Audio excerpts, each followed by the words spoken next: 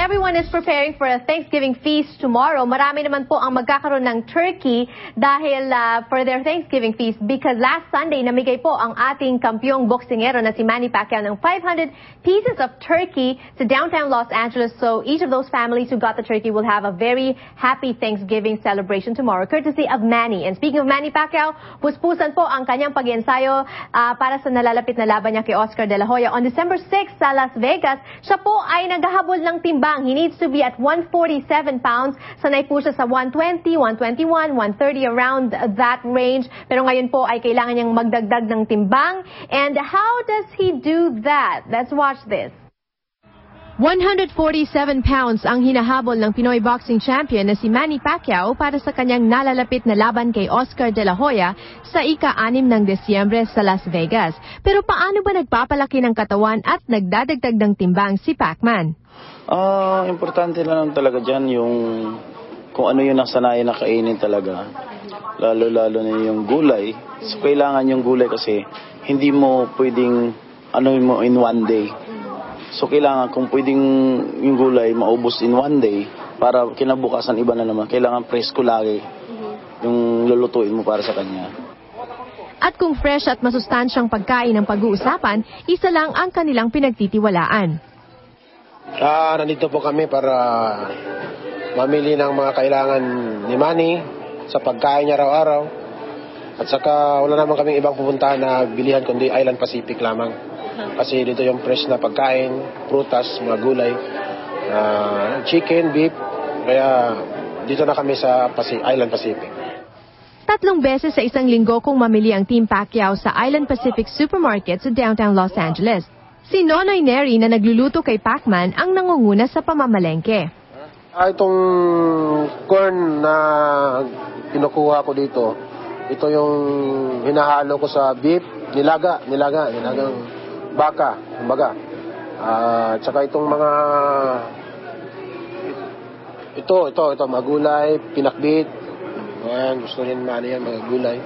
Fresh na gulay. Ito panghalo rin sa sa beef. Patatas. Sibuyas dahon.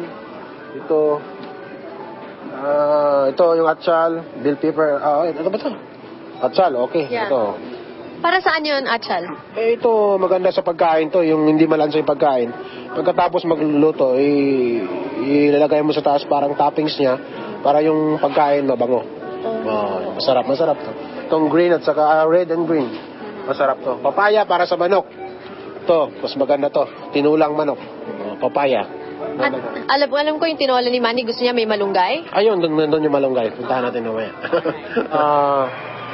Ito yung malunggay natin kung sa English horseradish. Masarap to para sa manok. Ito yung hinahalo natin. Magandang vitamina, natural talaga. Dati pa namin ginagamit to kay Manny. Maganda yung kondisyon niya. Tsaka kadalaban naman panalo. Malunggay, maganda to. Ito yung nilaga naming baka 3 times a week. Ito ang ginagawa ko palagi. Masarap to, bulalo. Kung tawagin ay bulalo. Okay. Tsaka naman ito, beef steak. Sa umaga, almusal. Katapos ng jogging, ito yung niluluto ko kay Manny. Tsaka itlog. Ano yung itlog kanina? Nandun mga itlog kanina. Okay. No, yung pang mga pagkain ni Manny, di ba minsan may nilaga niya. Sinasabi lang, pag nilalagyan mo ng corn, minsan tumatamis. O kaya naman yung beefsteak, may luto tayo sa Tagalog na nilalagyan ng konting asukal para Gusto ba ni Manny yung matamis na pagkain o gusto niya, ayaw niya ng ganon? Yung matamis, walang problema naman sa kanya ngayon Kasi kung hirap sa timbang, bawal talaga yung tamis Pero ngayon, magkata ng timbang, walang problema. Para nga, Hindi naman gano'ng katamis. So naghahabol siya ng timbang, kailangan magdagdag siya. Kaya lang kailangan yung dinadagdag niya, masustansya din, hindi lang basta tataba. Oo, nasa balance naman yung pagluluto Hindi naman pwede na sobra yung protein, tamang-tama lang yung protein. At saka hindi naman araw-araw protein. What about yung alam mo tayong mga Pilipino, di ba mahilig tayong kumain, may sausawan, may suka, may patis, may bagoong, may atsara. Mahilig din ba si Manny ng mga ganon? Sa isda, yung tuna. Piniprito ko lang, simpleng luto lang, piniprito. Tapos yung sausawan, kalamansi, tuyo.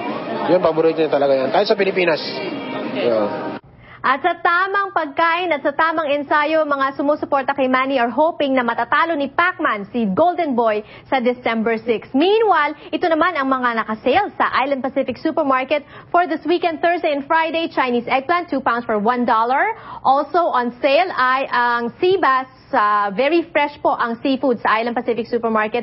88 cents per pound lang, guaranteed lowest price. Ang kanilang chicken leg quarter, 3 pounds for 99 cents. Can't get any lower than that. And of course, they also have an ongoing sale sa Island's Best Lumpia Assorted. Lahat ng mga magpiprito ng lumpia for Thanksgiving, $9.99. Maraming salamat po sa inyong panonood ng Kababayan LA ngayong hapon. For the recipes of these dishes that we prepare for you today, log on to our website, www.la18.tv. Also, we have more information there about Oscar De La Hoya, Manny Pacquiao. Yan po ang tinututukan ng ating mga kababayan for the upcoming fight on December 6. Happy Thanksgiving, everyone. On Friday, we'll explain to you the meaning of Thanksgiving and all the other holidays that we celebrate here in the States. Have a great one.